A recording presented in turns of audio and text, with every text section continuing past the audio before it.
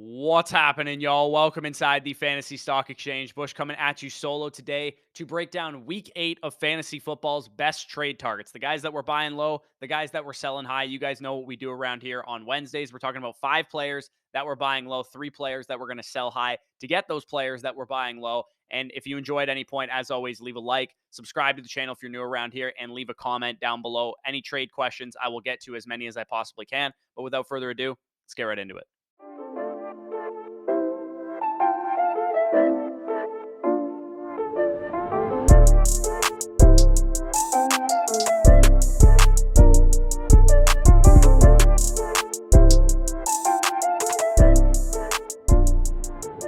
Okay, so I'm not going to talk a ton about wide receivers in this video because most of the wide receivers that I think are the best trade targets in fantasy right now, the best buy lows in fantasy, I've talked about in previous weeks. I've talked about Amon-Ra St. Brown, CeeDee Lamb, T. Higgins, Drake London, Michael Thomas, Deontay Johnson. I think these are the best buy lows at wide receiver right now, and I've talked about them over the last couple of weeks, so I'm not going to break down a ton of wide receivers in this video, but if you're looking for wide receiver help, those are the guys that I would be going after. So without further ado, the first guy that we're going to get into is Jonathan Taylor. And I swear, I'm not trying to repeat myself with these trade targets, but you guys didn't click on this video for me to just avoid the best trade target in fantasy football right now, which I believe Jonathan Taylor is, just because I talked about him in recent weeks. He is the best trade target at running back at any position in fantasy because when he first went down with the ankle injury, for those of you guys that were 3-1, 4-0, I talked about him in week 5 as a guy that would be a great trade target to stash for your roster. But my rationale with Jonathan Taylor is very simple. Jonathan Taylor's an elite player. He's an elite running back. He's one of the best running backs in the NFL. He gets an elite workload. He gets all of the snaps,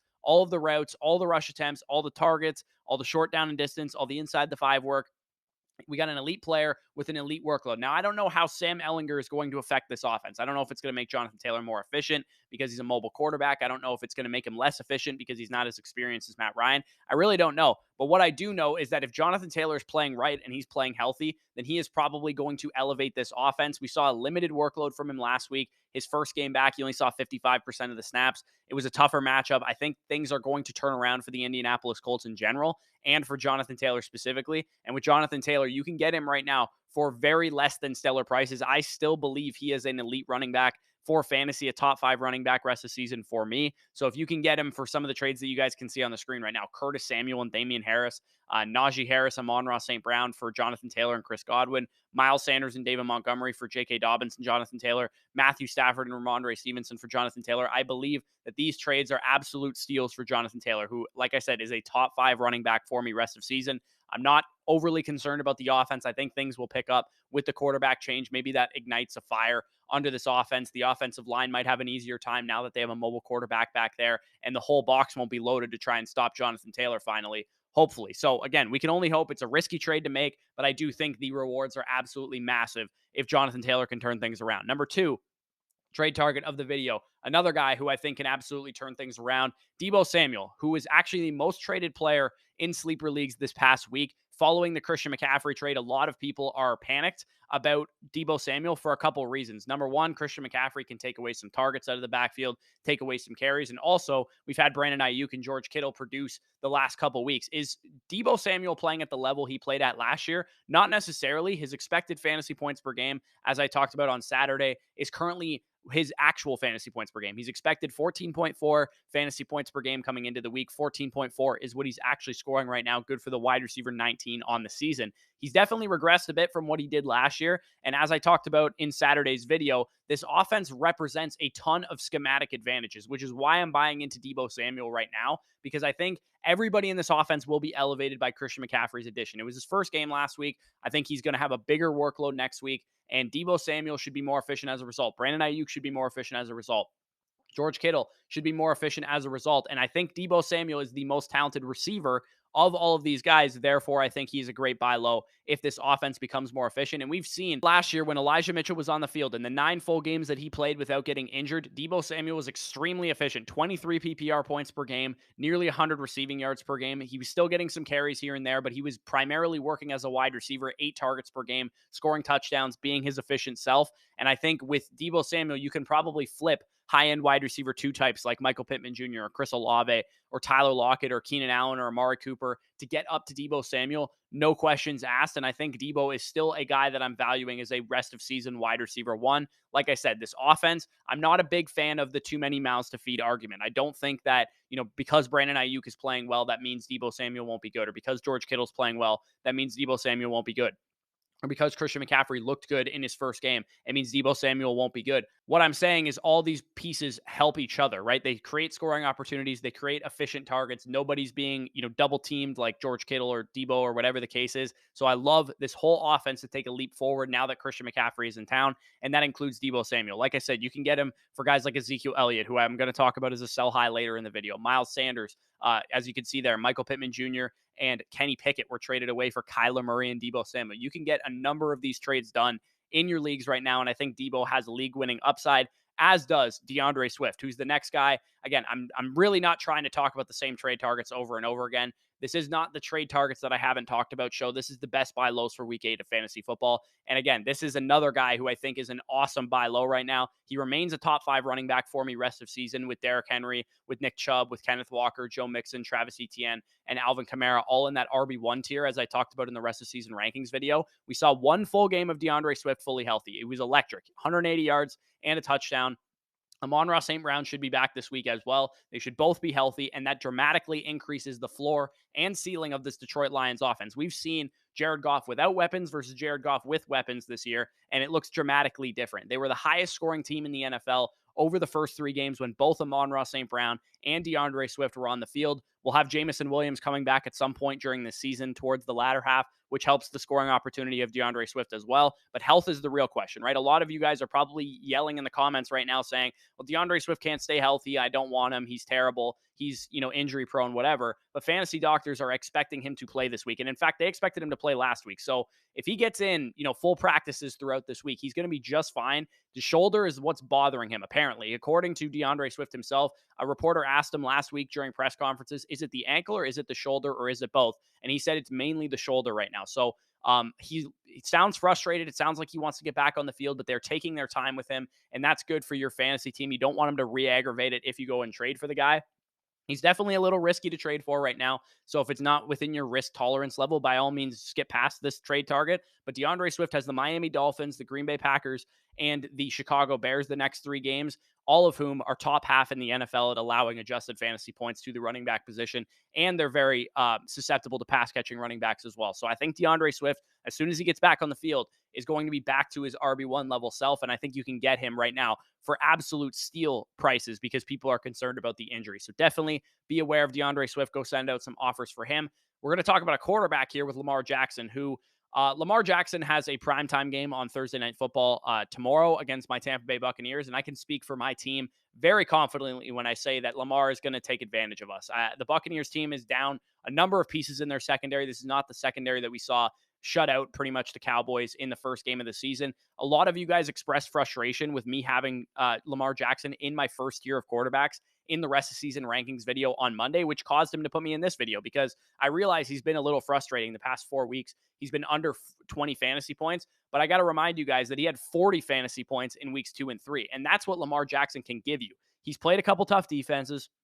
Played against the Bills, played against the Bengals, played a couple road games here and there. He's got some easier matchups coming up. The Bucs are decimated in the secondary this week. They look like a fucking defeated team altogether. He has the Saints next week, the Panthers and Jaguars after the bye, Cleveland, Atlanta, and Pittsburgh through the stretch of the fantasy playoffs. So I really like trading for Lamar Jackson right now. This is an elite quarterback that you can get right now for less than elite prices. He can absolutely help especially if you guys have a very deep roster right now and you could use some stud factor on your team, guys that can put up those 35, 40-point weeks that can help you win a week. Lamar Jackson is absolutely that guy. So maybe you have, a solid quarterback already. Maybe you already have, a Geno Smith or something, and you have a bunch of wide receiver depth like Brandon Ayuk types and all that kind of stuff. Package those 2 guys together, send them to the Lamar Jackson manager who might need some more depth for their roster, and you might be able to get some deals like that done. It was Rashad Bateman's first game back last week, and he only played limited snaps. Mark Andrews had an uncharacteristically down game, and if you want more proof that Lamar Jackson will probably get back on track this week, I face Mark Andrews and Rashad Bateman in my home league. So knowing my luck, they'll probably both go off, and that means Lamar Jackson will have a good game. So send out some offers for Lamar Jackson. He's probably a lot cheaper than you think he will be. You can see some of the deals on the screen right now. Somebody acquired Lamar and Amon-Ra St. Brown for Patrick Mahomes and Antonio Gibson. Someone acquired Lamar straight up for Gabe Davis. I don't know how that is possible in leagues right now, but it definitely is. This is a popular one that I think you can do as well. Send away Joe Burrow, who's had a couple good games, away for Lamar Jackson. You might even be able to get a small piece on top of Lamar Jackson. Lamar Jackson and Travis Etienne were acquired for Keenan Allen and Dak Prescott. You get the point. So moving on to the final trade target, it's actually a group of guys that I'm talking about. And I think this is probably the most important trade target long term for those of you guys that are in a winning position right now. And that trade target is high value handcuffs. I like to include a specific trade target in each one of these videos for those of you guys that are doing well in your fantasy leagues, because I assume if you're doing well, you're coming back and you're watching fantasy content. If you're doing terrible right now, maybe you've given up on fantasy for the year and you're just focusing on next year. So the sharpest trade target right now that I think you guys can go after is guys that are high value handcuffs. And what I mean by this is the guys that we know if the starter goes down, we know exactly what is going to happen, right? This guy's going to get all the work and he can win people leagues down the stretch. And somehow the fantasy gods have made it this week where all of these guys are coming off of down performances. All their starters did well. We had Aaron Jones go off. We had Nick Chubb do well. We had Ezekiel Elliott score 2 touchdowns. Pre-bye week, Dalvin Cook had 2 good games. So it's created an opportunity for those of you guys that are in position to line your benches with some upside because you're already 7-0, or you're already 6-1, or you're already 5-2.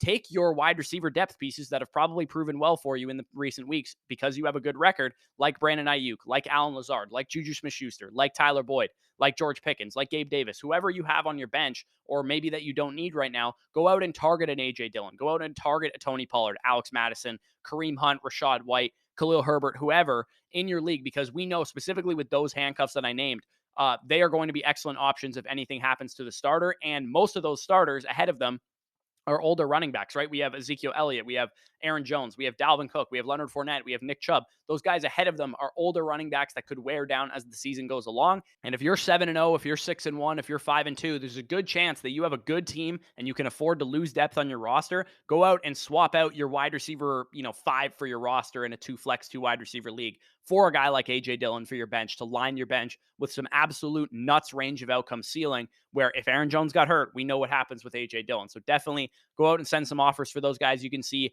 the going rate for some of them is very, very affordable. Some guy got AJ Dillon for Corey Davis, for Jared Goff, for Gus Edwards, for Damian Harris, for Brandon Cooks, for Clyde Edwards-Helaire in Kareem Hunt's case, for Allen Robinson, for Chuba Hubbard, for Michael Gallup, Devin Singletary. These depth pieces that might help a team that is trying to win right now don't need to be on your roster because you're already 7-0, you're already 6-1, you're already 5-2, and you want that upside piece like Kareem Hunt, like AJ Dillon, like Alexander Mattison or Tony Pollard. So we can move on to the sell highs of the video. And speak of the devil, we're talking about Ezekiel Elliott right away. He had a 2-touchdown game this past week, plus Dak's return to the lineup is a very easy selling point to your league mates, right? If you want to sell Ezekiel Elliott to your league mates, all you have to say is, oh, he's in a great offense. Dak Prescott's back and he just had 2 touchdowns. And everybody's going to buy into that. Prior to the James Robinson trade, I would have said try and use Ezekiel Elliott plus to go up and get Travis Etienne, but you still might be able to do that depending on your league market. We all know what Zeke is at this point, right? He's a touchdown or bust, low-end RB2. He plays in a good offense, but he's extremely inefficient. And actually, he's commanding a measly 1.14 targets per game, which is by far the lowest of his career. So with Ezekiel Elliott, you're hoping for a touchdown. That's the only way he pays off week in and week out. And because he plays in a good offense, it could definitely happen. But he's definitely not the type of asset that I want to hold long-term because he's an older running back and could wear down as the season goes along. And right now, you can cash out Ezekiel Elliott for Jerry Jeudy. You can cash out Ezekiel Elliott and Miles Sanders for Devontae Adams or for Terry McLaurin or for Michael Pittman and Kenneth Walker if you trade Ezekiel Elliott and Keenan Allen here. Ezekiel Elliott and Tyler Algier were traded away for Tyler Lockett and Devin Singletary. Ezekiel Elliott and Terry McLaurin were traded away for Tyreek Hill, which is a great example of selling high on 2 players that just had big weeks. Ezekiel Elliott straight up for T. Higgins. If you can transition any of those types of pieces from Ezekiel Elliott, that is a great move to make. And another guy that I think is a great sell high right now is Aaron Jones. And again, we know what Aaron Jones is. He's going to have spike weeks. So far this season, he's played 7 games. He's got 2 great games. He has 1 mad game and 4 absolutely piss poor games. That's exactly the Aaron Jones MO, especially in a backfield where he splits with another great running back like AJ Dillon, and your offense is no longer playing at the elite level that they played at in recent years. You're averaging the same number of targets per game if you're Aaron Jones as you have throughout the entire course of your career. So he's not really getting anything different than what he got prior to Devontae Adams leaving. The reason I'm selling Aaron Jones is because of what you can get for him now that he's had this big game. I bet in some leagues you can get Jonathan Taylor straight up for him. I bet in some leagues you can get DeAndre Swift or Travis Etienne straight up for him, maybe Kenneth Walker, although that might be tougher coming off of the games that he's come off of. There's nothing wrong with holding Aaron Jones, but if your league market recognizes that Aaron Jones is not, the low end RB1, high end RB2, boomer bust type of option that he is, if they think he can be more than that, if they think he's a high end RB1 or a mid RB1 type of, trade value in your league market, then definitely cash out on the guy. Because if you can transition a tier 3 running back, which is where I have him valued in my rest of season rankings video, which you can go check out, into a tier 2 wide receiver like CeeDee Lamb or like Amon-Ra St. Brown or like T. Higgins or like Deebo Samuel, then go ahead and do it. If you can transition it into a tier 2 running back like DeAndre Swift or Travis Etienne or Kenneth Walker or Nick Chubb or Derrick Henry or Alvin Kamara or Joe Mixon, definitely go ahead and do that if you can. So moving on to the final sell high of the video, and that is basically a repeat of recent weeks. Gabriel Davis, another guy that I think you can sell high on. 2 big games right before he had his bye week. He just simply isn't commanding a high enough target share to be thought of as anything more than a high-end wide receiver 3 or low-end wide receiver 2. But because he plays in Buffalo, people have this high expectation for Gabriel Davis. But I'm here to tell you, Gabriel Davis, while he can have those monster games that we've seen from him, he's caught 3 long touchdowns in the last 2 games that he's played. He's going to have a lot more games like week 2 or like week 3 or like week 4 where he's not nearly that effective because he only gets 5, 6, 7 targets a game. And even though they're Josh Allen targets, sometimes you just don't hit the nuts on those ranges of outcomes. So I think he's a great option to use to tier up from the wide receiver 2-3 that he is to get yourself up to a Bucs wide receiver, for example, or a Michael Pittman Jr. or a T. Higgins or a Deebo Samuel, DeAndre Hopkins, or CeeDee Lamb, as I already talked about. So you might not be able to get those done one for one, but if you add in a small piece like a James Robinson, for example,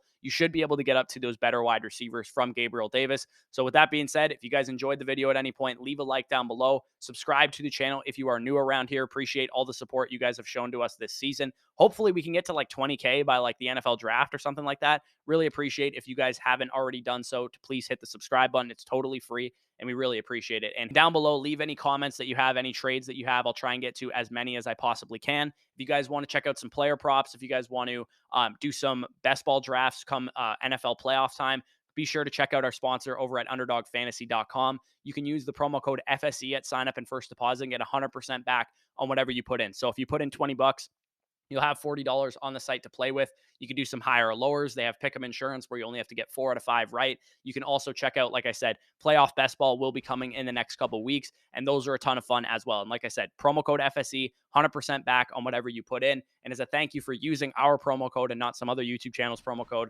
you'll get our Dynasty Rankings Manifesto for the rest of the year, and you'll get our weekly rankings for the rest of the year to help set your lineups each and every week. So if that interests you, check it out in the link in the description down below. Check out the Patreon in the pinned comment as well. But with that being said, peace out. We'll talk to you soon.